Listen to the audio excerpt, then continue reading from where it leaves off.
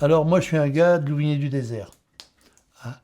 Ce qui est très curieux, c'est qu'on a acheté cette maison, par exemple, en 79, et que j'ai appris à cette époque-là que ma mère était née dedans en 1920. C'est tout ça pour dire que, voilà, ma famille, elle est d'ici, quoi. Elle est de ces collines, là, de ces rochers, quoi, hein. Ici, à deux pas, il y avait trois carrières avec peut-être une centaine d'ouvriers au total, quoi, hein. Et ça dans les années 50, les années d'après-guerre. Avant-guerre, évidemment, aussi, hein. Et donc, je suis un gars de la taille de pierre. J'étais prédestiné et même envisagé, je ne sais pas si on peut dire ça, par les instituteurs. Moi, il y avait un directeur d'école et instituteur qui voulait. Moi, j'étais fils de tailleur de pierre. C'était obligé, certificat d'études, carrière, quoi. Il n'y avait pas le choix. Ma mère s'est battue pour que j'aille en sixième et tout ça. Mais je suis arrivé en sixième après un examen d'entrée en sixième, enfin, avec un an de retard. Déjà, avec quelques bâtons dans les roues pour faire des études. C'était pas prévu, c'était pas dans l'ordre des choses de ces esprits, même des laïcs, pourtant, hein, j'étais à l'école publique. Et voilà, donc il fallait, mon frère était allé à la taille de pierre, hein, avec papa, ils travaillaient ensemble. Et moi, c'était dans l'ordre des choses de faire ça. Et j'y suis pas allé, j'ai continué des études un peu jusqu'à la seconde, hein, c'était peu. Mais c'est là que j'ai découvert la littérature, hein. Quand en quatrième j'ai découvert François Villon, entre autres, lui il me vient à l'esprit parce qu'il m'a marqué. J'ai dit, oh, ça c'est merveilleux, quoi. Et j'ai eu une formidable prof de français à l'époque, en quatrième et en troisième, euh, à laquelle j'ai dédié mon dernier recueil d'ailleurs, parce que je lui dois tout, quoi. Tout de la langue. Du plaisir de lire et du plaisir d'écrire également. Mais voilà. Euh, donc, tout le temps de cette enfance, mon père qui avait une carrière on disait l'hospice à l'époque, à côté de la maison de retraite, là, qui est devenue la maison de retraite, papa avait une carrière là, à 1 kilomètre de la maison, et je me rendais par les champs à la carrière, et j'allais avec papa voir, écouter, enfin voir, jouer dans les arbres et tout. Mais j'écoutais aussi, et puis je regardais les vieux tailleurs de pierre qui étaient maintenant à la maison de retraite, là, et qui venaient sur le chantier, s'asseoir sur une bordure, parler de leur travail d'autrefois, tout ça. Donc j'étais vraiment bercé dans cette... ouais, ouais. Et mon frère, qui avait 9 ans de plus que moi, oh bah lui, c'était, c'était vraiment le, le parfait tailleur de pierre, quoi. C'est lui qui m'a fait cette cheminée, entre autres, et il travaillait très bien. Et puis, pour vous dire comment on vivait dans les carrières à ce moment-là, je me souviens d'une image là et, quand il s'agissait d'aller au bout de la grue chercher un bloc de pierre, un gros bloc dans le fond du trou, et ben Michel se jetait dans le trou, pendu par un crochet, par le gros crochet d'acier, au, au câble. Et papa donnait du mou au treuil et il faisait comme ça. Regarde, petit frère. Et il se jetait dans le trou. Et ça m'impressionnait. Et puis après, quand on tirait sur le bloc, alors là, papa voulait être le seul sur la grue, parce que la grue, elle avait dû être mal attachée. Et il y avait des câbles comme une araignée, quoi, comme une toile d'araignée. Il y avait des câbles qui étaient attachés dans les chaînes. On retrouve encore, comme là sur la colline, des traces de ces tailles de pierre anciennes. Eh bien, elle avait dû être mal attachée. Donc, quand elle tirait sur le bloc, la grue se soulevait comme ça, et puis elle montait haut. J'avais vraiment peur qu'elle tombe dans le trou, quoi. Mais papa n'avait pas l'air de craindre ça. Bon, voilà, des anecdotes. Et alors, quand j'ai eu 14 15 ans, papa a commencé à me faire faire un petit peu de taille de pierre, enfin des mosaïques, des pavés, des choses comme ça, des choses simples, hein. Mais c'est là que j'ai appris à manier une massette et puis plaisir de ces choses difficiles, hein, fatigantes. Mais, voilà, et ça m'est resté toujours et je crois que c'est depuis ces moments-là, puis à regarder les tailleurs de pierre pendant des décennies. Après, j'ai fréquenté des tailleurs de pierre et les regarder mon frère travailler. C'est lui qui taillait la pierre, moi je ne taillais pas. Puis depuis qu'il est décédé, eh ben, j'ai pris les outils et puis je me suis rendu compte que finalement, moi aussi j'y arrivais. Pas si bien, mais j'y arrivais quand même. La preuve que c'était quelque part dans les gènes. Ouais. Qu'est-ce qui fait qu'à un moment, alors que tu étais dans une famille de tailleurs de pierre, euh, ton frère, donc c'était ton frère aîné, Ouais, ouais, ouais. euh, Le seul, ouais. voilà. Pourquoi est-ce que ton père, finalement, t'a pas aussi orienté vers ça? Alors, papa était malade, il est décédé en 73, juste avant que j'arrête mes études, enfin études entre guillemets, puisque je te dis, à la fin de la seconde, j'ai quitté le lycée. Et la même année que le décès de papa, mais papa était déjà malade depuis quelques temps, il avait été atteint d'une paralysie, une hémorragie cérébrale, il est mort des suites, quoi. Et mon frère, 30 ans après, est mort de la même maladie, quoi. Mais voilà, et maman attribuait toute cette maladie, tout ça, à la dureté du métier, et, et voulait surtout pas que... Voilà. J'avais des capacités, en plus j'étais boursier, comme papa était malade, j'avais les bourses à 100%, j'aurais pu faire des études de médecine. J'avais des capacités intellectuelles pour ça. Hein, j'apprenais bien, j'avais pas des mauvaises notes. Mais ce qui m'a fait que je ne suis pas allé plus loin, c'est d'ailleurs d'une part parce que j'étais mal orienté, j'étais orienté vers les mathématiques alors que j'étais un littéraire, hein, mais que, bon, sachant que que j'étais était aussi bon dans l'un que dans l'autre, eh ben, j'étais mal orienté. Et, euh, et après, quand est arrivé le milieu de l'adolescence, et même un petit peu avant, et ça c'est avec du recul que je m'en suis aperçu, j'étais incapable de faire des études parce que j'étais submergé par l'émotion. Moi, les filles, par exemple, ça me prenait tout mon cœur, ça me prenait. Mais il n'y avait pas que les filles, il y avait l'amitié, il y avait toutes ces choses-là. Et je ne suis pas surpris d'être devenu poète, hein, parce que moi, je crois que le poète, c'est l'amitié. C'est l'amitié, oui, c'est un lapsus, mais c'est l'émotion, hein, l'émotion de tout, l'émotion qu'on peut rencontrer dans la nature, qu'on peut rencontrer dans la pierre, comme c'est le cas, mais dans le contact avec les gens, ça c'est dans le feu qu'on regarde. Hein, qu'est-ce qu'on regarde? C'est soi-même, hein, c'est l'émotion au fond de soi. Et ça, je suis persuadé que j'étais incapable d'aller plus loin dans les études. Alors après, bah, j'ai souffert quand j'ai vu mes copains en faculté, tout ça, parler de la fac. Moi, j'avais fait, hop, aussitôt le choix de la vie professionnelle. Je, je devance l'appel, je pars à l'armée avec des rêves plein les poches en me disant, en demandant les pompiers de Paris. Moi, je m'imaginais que j'allais aller à Saint-Germain-des-Prés, puis tu vois que j'allais rencontrer là-bas des gens pour écrire. Quelque part, je pourrais devenir écrivain. Alors ça depuis le départ, j'y songe, quoi. Hein. J'ai publié mon premier livre à 59 ans, mais depuis l'âge de 17 ans, c'est le gros rêve, quoi, publier un livre. Et c'est peut-être ce qui m'a appris qu'un livre, il faut du temps pour l'écrire, et ne pas écrire n'importe quoi. Et c'est peut-être pour ça que depuis 5-6 ans, ben, j'écris peu finalement. J'ai tendance à toujours dire à Régine et puis aux amis que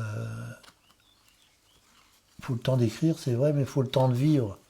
Parce que restituer des choses par la poésie, par l'écriture, ces choses, il faut les avoir vécues. Et tout ce rapport, par exemple, que j'ai dans le granit, dans l'écriture au granit, par exemple, c'est parce que j'ai vécu toutes ces choses-là. J'ai vécu toutes ces difficultés, j'ai vécu l'alcoolisme,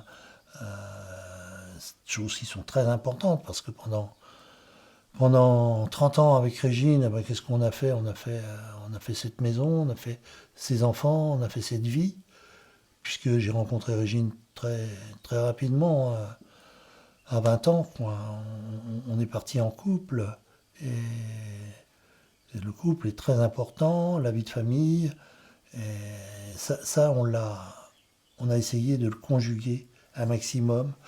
Alors, l'écriture était mise de côté parce qu'il fallait travailler, il fallait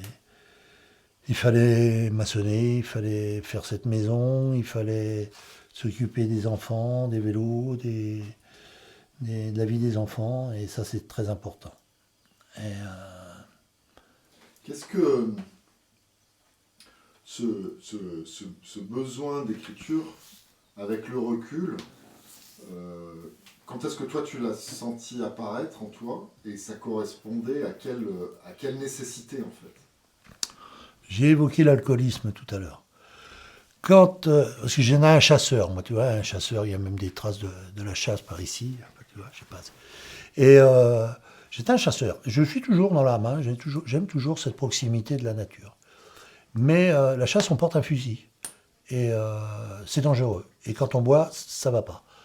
Et même si j'étais très prudent quand même, mais bon, voilà, jusqu'à une certaine limite. Et quand je suis arrivé à ne plus complètement submergé par l'alcool, et ça n'allait pas, j'ai mis de côté ça. Et un copain, au moment où j'essayais de m'en tirer, cure après cure, soins psychiatriques après soins psychiatriques, le copain me dit essaye de trouver une passion, quelque chose qui te tire vers le haut pour te sortir de cet alcool, quoi. Et là, j'ai réfléchi un petit peu, j'ai même répondu au copain, je m'en souviens, j'ai la chasse, et il m'a dit c'est une passion ça. Bah, j'ai dit oui, c'est une passion, mais j'y croyais déjà plus. Et alors ces soins ont pris 2 ans, hein, les soins pour l'alcool, pour ce sevrage de l'alcool. C'est vieux déjà, il y a 25 ans. Hein. J'en suis bien sorti. Et c'est là que j'ai pensé à la littérature. J'ai vu qu'à Fougères, il y avait un atelier d'écriture. Alors là, je me suis pointé avec un tout petit carnet. Il était un peu plus gros que ça, mais hier de plus. Hein. Je l'ai toujours d'ailleurs, ce petit carnet. Un atelier d'écriture, qu'est-ce que ça peut être? C'était le poète Marc Baron, un Fougeray, qui animait ça. C'est d'ailleurs bizarre parce qu'après, j'ai eu il y a eu des échos dans la vie de Marc et dans la mienne, au travers du Portugal, entre autres. Et donc, je suis rentré, il y a 25 ans, dans cet atelier d'écriture tout piteux, avec un stylo qui était tout trempé de sueur. Je ne savais pas ce qu'on allait y faire, et j'ai redécouvert l'écriture, une autre façon d'écrire, et Marc m'a bien aidé, il faut le dire, quoi. Mais c'est surtout l'écriture qui elle-même m'a aidé à sortir de ce carcan dans lequel m'avait enfermé l'alcool, quoi. Alcool que j'avais pris, je vais y revenir un peu, de façon plus ou moins conviviale, parce que ici, chez les tailleurs de pierre, c'était une tradition de boire, hein, faut quand même le dire. Hein. La boisson, on appelait ça la boisson. La boisson dans les entreprises, j'en ai tout un tas d'échos au travers de mes collectages que j'ai pu refaire depuis d'ailleurs, où les tailleurs de pierre, ils vivaient pas vieux, hein, parce que y avait alcool, tabac, dureté du travail. Ouais, voilà. Et moi, je prenais ce chemin-là. Hein, et d'ailleurs, comme je travaillais beaucoup pour maçonner, après l'usine, puisque j'étais à l'usine, après l'usine, là, je revenais à des travaux plus personnels, de taille de pierre, de maçonnerie. Et c'était dur, et j'avais pas la carrure vraiment de faire ça. Eh bien, je prenais des alcools forts, beaucoup d'alcool fort. Le café Calva, hein, ça c'était la tradition dans les carrières. Hein, les picaos. Picao, c'est le mot gallo pour dire les tailleurs de pierre. Mais les picaos, c'est même plus trop employé ici. Mais moi je le dis toujours, hein, les picaos, ils buvaient comme des trous, les picaos.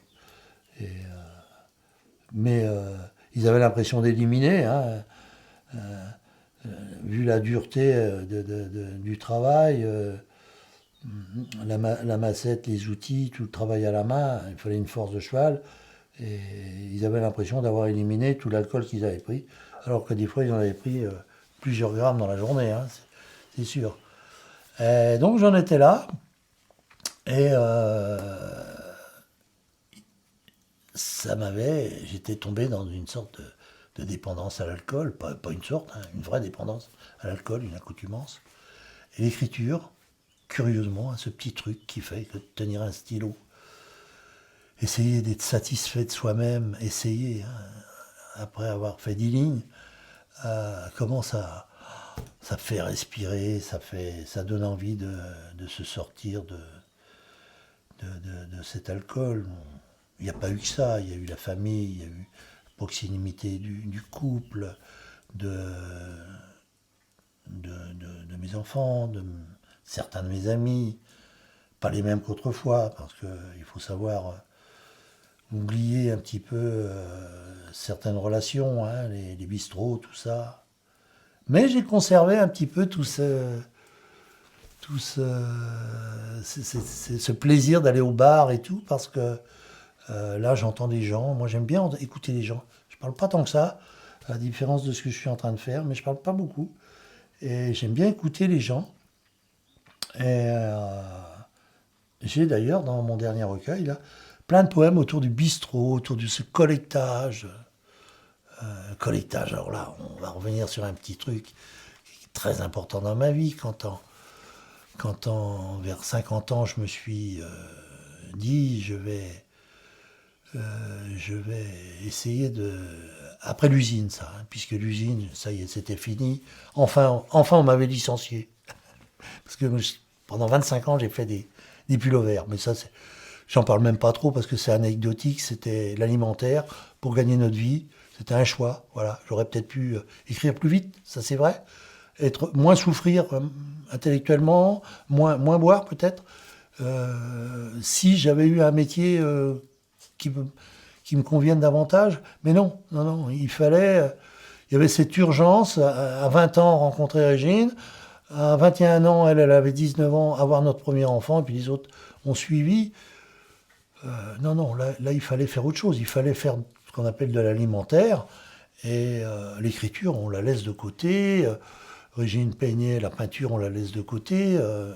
Non, pour vivre, pour nos enfants et pour nous. On est parti en vacances, on a découvert plein de choses, mais il fallait faire vivre cette famille. Et puis à 50 ans, les enfants partis, moi licencié de l'entreprise, avec bonheur, j'ose le dire. Perdre mon emploi, moi, m'a fait beaucoup de bien. J'ai dit, ça va être autre chose. Je vais pouvoir faire autre chose. Et c'est là que je me suis lancé dans un projet d'animation, à 49 ans. Et je savais pas trop ce que j'allais faire dans l'animation. J'ai été accepté en BTEP, là, un brevet d'animateur. Et l'intitulé de ce BTEP était Accompagnement de pratiques artistiques amateurs. Bon, grand mot, grande expression, pour dire qu'on pouvait accompagner des gens à faire de la musique, à faire de la peinture, etc.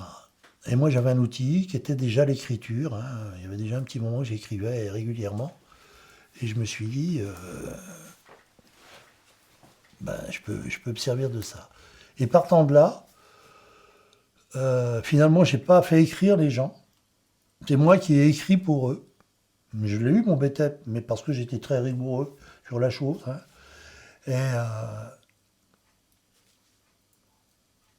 j'ai dit, je vais essayer de travailler là, dans mon patelin, à Louvigné du désert, ce pays de tailleurs de pierre. Et c'est là que j'ai interviewé les tailleurs de pierre, que je les ai enregistrés. Pratiquement tous ceux que j'ai enregistrés, pas tous, mais beaucoup, sont déjà disparus, hein, parce que c'était en 2005, donc voilà, 14 ans. Hein, et j'ai appris plein de choses sur le granit, évidemment. Je connaissais rien, je connaissais un petit peu, mais je connaissais pas l'histoire. Et puis toutes ces petites histoires qu'eux racontaient. Et c'est ça qui a fait que je me suis passionné pour ce granit, encore plus. Hein. Pas pour le travail lui-même. Le travail, je le retrouve là depuis quelques années en refaisant du travail pour moi-même. Mais c'est eux qui m'ont redonné le goût à toutes ces histoires, à cette odeur du soufre dans les mines, dans les accidents de travail, tout ça, toutes ces choses qui ont rythmé la vie de Louvigné-du-Désert autrefois. Quand je suis rentré à la Sirène, à Fougères, là, au début je les fréquentais, ils ont appelé ça la Sirène parce que autrefois les sirènes sonnaient dans l'usine, non, dans la ville, pour les chaussures. Mais nous à Louvigné, ça existe toujours. La sirène, elle sonne à 8 heures, la sirène de la Morinelle, la grande carrière qui est à vol d'oiseau à 3-4 km d'ici. Elle sonne à 8 heures ou 8h30 l'hiver. D'ailleurs, je me dis, tiens, ils ont changé d'horaire, des fois ça dépend quand je l'entends. Elle sonne à midi, elle sonne à 1h30, et elle sonne à 5h l'hiver, ou 5h30 l'été. Et je suis très content d'ailleurs, cette grande carrière qui était vraiment une faille creusée dans l'écorce terrestre, là. Elle est gigantesque. J'avais toujours peur parce que tous les trous sont rebouchés ici, avec un peu de tout et de n'importe quoi. Des gravats au mieux, et puis là tout près, c'est un lieu de stockage, entre guillemets, de déchets d'amiante qui viennent de toute la Bretagne, de tout l'Ouest. C'est un peu lamentable tout ça. Alors j'avais peur que ce trou gigantesque soit livré au même avenir. Et là, on devait aller la voir, mais ça s'est pas passé.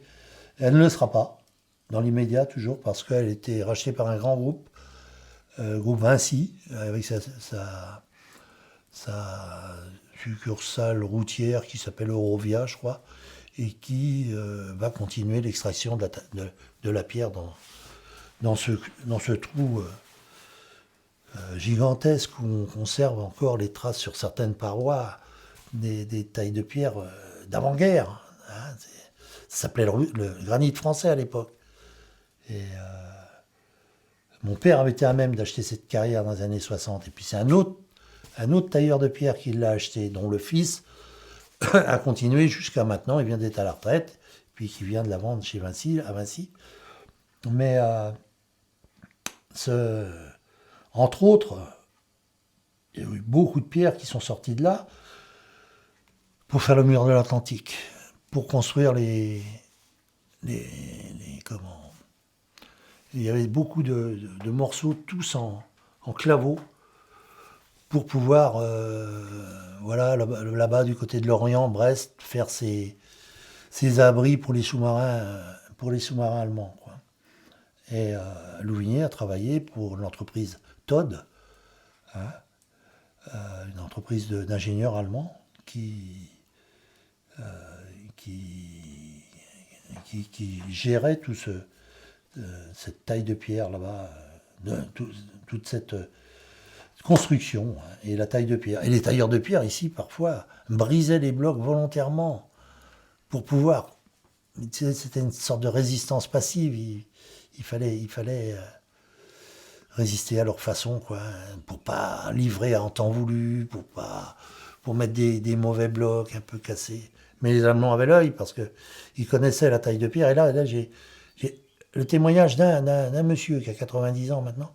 Il m'a dit, j'étais jeune et j'ai vu un soldat allemand, un officier, arriver sur le chantier, c'était à la Beurrière, un grand chantier là aussi, à Mélé à côté, et prendre un ciseau, une massette, et puis faire une ciselure. Il dit là, on était épatés. Parce qu'on le voyait plutôt avec ses armes et tout, mais non. Le gars, il connaissait la taille de pierre. Et c'est d'ailleurs pour ça qu'il était là, quoi. Alors c'est toutes ces petites anecdotes-là, tu vois, que moi j'aime retrouver dans mon collectage. J'avais un certain temps, à partir de 2009, là, quand j'ai créé des blogs, j'avais un blog autour de mes collectages, autour des histoires de vie sur Louvigné-du-Désert, et puis un autre blog plus pompeusement appelé blog littéraire. Et ça m'ennuyait un petit peu d'avoir chez moi ces deux trucs-là. D'un côté, l'écriture, et d'un autre côté, le collectage, quoi. Je me disais, c'est deux chemins différents. Mais je m'y plaisais dans les deux. Et c'est quand j'ai sorti mon premier recueil, La Carnet du Barroso, là, où dans les poèmes, je suis toujours en train de dire un tel dit ça, un tel dit ça. Je sais pas si tu te souviens de mes textes, mais. Et là, j'ai dit, mais c'est la même chose, quoi. J'écris des choses, mais c'est du collectage. Et que je remets à ma source avec ma langue de poète. Et dans le deuxième recueil, Faute de preuves, c'est pareil, c'est pareil. J'écoute aux terrasses d'un café, aux, les vieux qui discutent dans les bistrots de Louvigné, tout ça. Il y en a de moins en moins. Le gallo, les gens qui parlent en gallo, ça m'intéresse beaucoup. Mélanger le gallo et le français, ce qu'il est devenu par ici, cette langue de Bretagne, cette langue ancienne de Bretagne, cette deuxième langue de Bretagne, mais qui a autant de valeurs historiques que le breton, puisqu'elle était parlée partout par ici. Hein. Jusqu'à Rennes, on parlait pas le breton, on parlait le gallo. Et ce gallo, qui est une langue latine, qui a été vampirisée plus vite peut-être que le breton, parce qu'il s'est moins défendu, mais qui a toujours ses locuteurs hein, dans la région, et les gens parlent moitié gallo, moitié français, et c'est ça qui m'intéresse. Quand je vais faire du collectage auprès des gens, des vieux fermiers, des choses comme ça, dès qu'ils emploient un mot de gallo, je fais ah, là, on en tient un là. Et ça leur plaît. Ça leur plaît parce que ça valorise leur langue. Et là, ils se lâchent. Ils parlent beaucoup plus en gallo qu'ils ne pouvaient le faire au départ. Quoi. Mais il y avait un gallo des tailleurs de pierre aussi, par exemple. Quand on forçait sur un bloc, je trouve que cette langue des tailleurs de pierre, elle est forte. Parce que papa ne disait jamais qu'il forçait, il disait on croche. Il y a le crochet, il y a l'outil. On n'arrête pas de crocher, il disait. Il disait, tu vois, à ma mère, il dit, ah là là, passe des journées, on n'arrête pas de crocher. C'est dur, quoi, c'est dur. Et il est mort jeune, hein, il est mort 52 ans, mais c'était un petit bonhomme d'1,60 m. Ouais. Alors je suis rentré à l'usine à 20 ans, au tricotage. Mon frère, il travaillait d'ailleurs, hein, même s'il était tailleur de pierre à côté de ça. C'est d'ailleurs grâce à lui que je suis rentré là-bas. Il n'était plus question à l'époque de retourner à la carrière, pour moi, mais même pour lui. Hein, oui.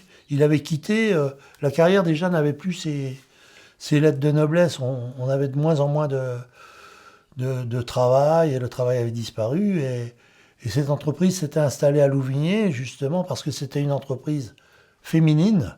Il y avait quelques hommes, dont j'ai été après, mais elle s'est installée à Louvigny en 64, parce qu'avant, les patrons tailleurs de pierre, qu'ils soient de droite ou de gauche, il y en avait hein, des deux bords, mettaient des bâtons dans les roues pour que les entreprises s'installent à Louvigny. Il y avait une grosse entreprise qui faisait de la sous-traitance pour Citroën, qui voulait s'installer, mais elle allait employer que de la main-d'œuvre masculine, elle n'a pas eu le droit. Elle s'est installée à Caen, et voilà quoi. Donc cette entreprise, elle allait occuper les femmes des tailleurs de pierre. Et donc c'est une entreprise qui a compté jusqu'à 250 personnes. C'était important, on faisait des pullovers. Et on était une cinquantaine d'hommes, hein, entre les gens qui travaillaient à l'entretien ou ceux qui comme moi, menaient les métiers à tricoter. Quand on me demandait qu'est-ce que tu fais, je disais je tricote. Hein. Mon frère, quand il est rentré, quelques années avant moi, il avait des mains encore plus grosses que les miennes. Ah oui, bien plus grosses. Sa difficulté, ça a été d'enfiler un petit fil dans un petit anneau. Ça, il dit, je vais jamais y arriver, moi. Lui qui sortait avec la cale dans les mains de la taille de pierre. Et puis finalement, il est devenu très adroit dans le métier, hein, parce que c'est pas... Et donc, ouais, on travaillait dans des belles couleurs. Il y avait des choses intéressantes. On travaillait dans un bruit pas trop important, avec des cliquetis de machines et tout, des machines à tricoter, c'est pas très bruyant. Et dans une bonne ambiance, une ambiance un peu familiale au départ. Après, ça a été un peu plus difficile, mais voilà. Et puis le fait de travailler en équipe, posté, on commençait, à 20 ans, j'ai commencé à 3h30 le matin, c'était très tôt. Après, ça a été Pendant tout le restant, je suis resté 25 ans, ça a été 4 heures du matin. Et à midi, c'était fini, ça permettait de faire autre chose. Voilà, donc on était relativement jeunes et on n'avait pas trop de mal à faire ça, au contraire, ça nous libérait du temps et ça nous plaisait bien. Mais l'entreprise, elle, eh ben, c'était ce contact avec les femmes qui étaient là pour nous conseiller, pour nous commander. C'était pas toujours facile d'ailleurs de nous commander. Et, mais alors, l'air me manquait, j'étais tout le temps en train de regarder dehors et tout. Pourtant, on travaillait dans un beau cadre, hein. C'était le cadre du château de Montaurin, là. Il avait fait une usine derrière, mais avec des beaux jardins, tout. On était pas mal, hein, faut pas dire. Et puis à deux pas d'ici, j'avais 3 kilomètres pour y aller. C'était rapide, je prenais mon frère au passage et puis on allait à l'usine. Hein. C'était la vie, on emmenait nos casse-routes. Mais toujours j'ai souffert de ça. Moi, combien de fois, j'en retrouve encore de temps en temps, combien de fois j'écrivais sur une étiquette qu'on mettait sur les panneaux de matière tricotée, de laine tricotée. Hop, je la retournais et puis là, je faisais un petit texte. Et dans le deuxième recueil, la faute de preuve, il y a des textes qui ont été écrits à l'usine, quoi. Remaniés, retravaillés après, évidemment. Mais il y en a 2 ou 3 qui ont été... Tu as gardé ces... Et alors, bon, non, je les ai jetés, les brouillons, quand même. Une fois retravaillés, je les jetais. Mais ça m'arrive d'en retrouver coincés dans un livre pour marquer une page. Non, je cherche à oublier ça. J'ai pas voulu garder... J'ai gardé beaucoup de brouillons. Mais pas ces brouillons-là sur les... J'ai peut-être tort. Ça me fait mal de voir parce que c'était à l'envers que j'écrivais. Ça me plaît. Mais le côté revers, là, ça... Non. C'était machine, tricoteur, etc. Ah là, non, tous ces termes-là, j'ai essayé de les oublier. Mais c'est un passé que je ne renie pas. Parce que... Il a été formateur de ce que je suis devenu.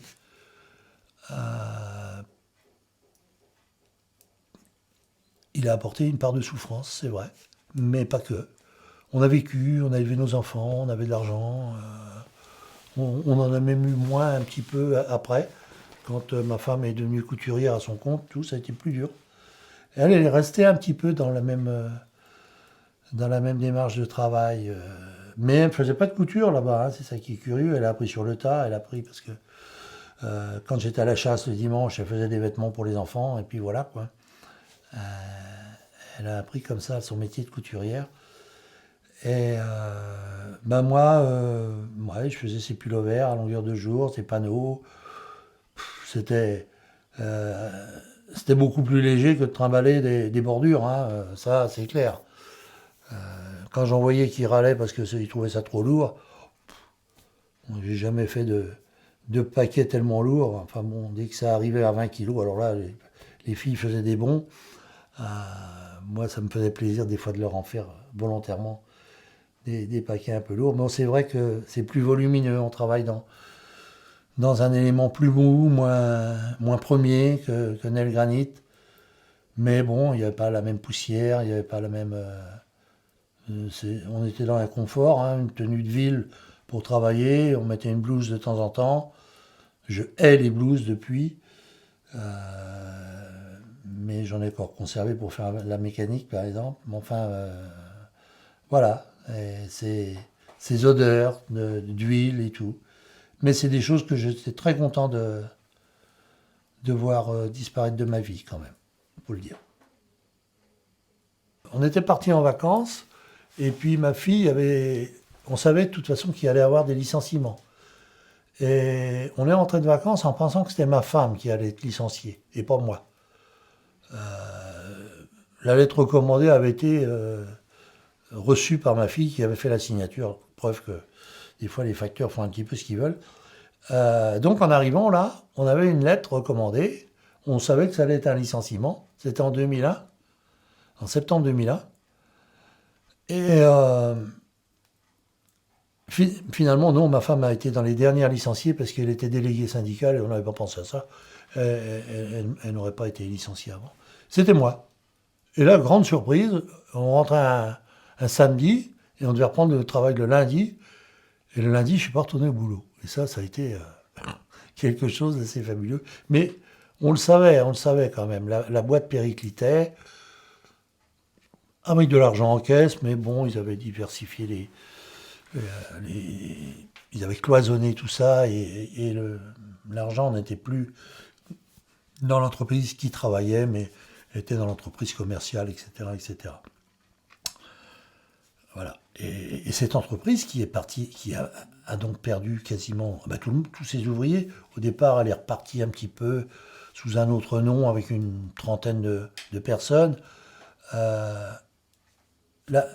Autant cette entreprise en 64 avait construit Louvigné en employant les femmes des tailleurs de pierre, autant quand elle a fermé en 2002, elle a fait l'inverse, quoi. Louvigné est devenu une ville qui ne vivait plus au rythme de cette grosse boîte et ça a été vraiment un drame hein, pour la commune. La commune qui, depuis 20 ans, a perdu nombre d'habitants. Il y a toujours, ici, à Louvigné, on passait devant à cette époque, il y a toujours la plus grosse entreprise française autour du granit, il faut le savoir quand même. C'est important, je trouve. La Générale du Granit, là, compte à peu près, je ne sais pas exactement, 120 personnes.